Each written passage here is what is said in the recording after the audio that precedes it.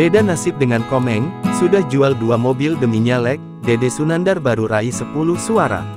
Nama komedian Dede Sunandar tengah menjadi perbincangan. Jika rekan seprofesinya, Komeng, viral karena memperoleh suara tinggi hingga mencapai 1 juta lebih dalam real count KPU, Dede Sunandar justru sebaliknya. Dede yang maju sebagai calon legislatif anggota DPRD Kabupaten Kota Dapil Jawa Barat Kota Bekasi 5 dari Partai Perindo pada Senin, tanggal 19 Februari tahun 2024 pukul 17 waktu Indonesia Barat baru mendapat 10 suara. Padahal, modal Dede Sunandar maju pada pemilu 2024 ternyata tidak main-main.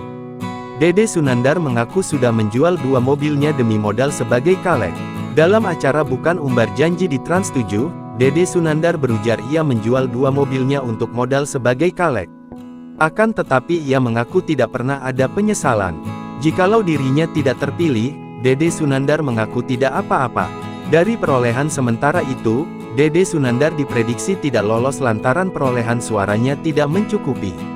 Sementara data yang masuk sebanyak 511 dari 1407 TPS 36,32%.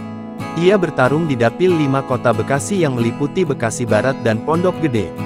Sementara itu, Partai Perindo baru mendapatkan 73 suara, 1,28% Pileg DPRD Kota Bekasi dari Dapil Bekasi 5. 3 besar partai politik untuk DPRD Kota Bekasi Dapil Bekasi 5 berdasarkan perolehan suara KPU RI yakni PKS, 1444 suara, 25,5%.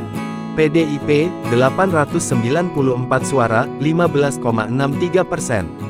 PPP, 593 suara, 10,37%. Download Tribun X sekarang. Menghadirkan lokal menjadi Indonesia.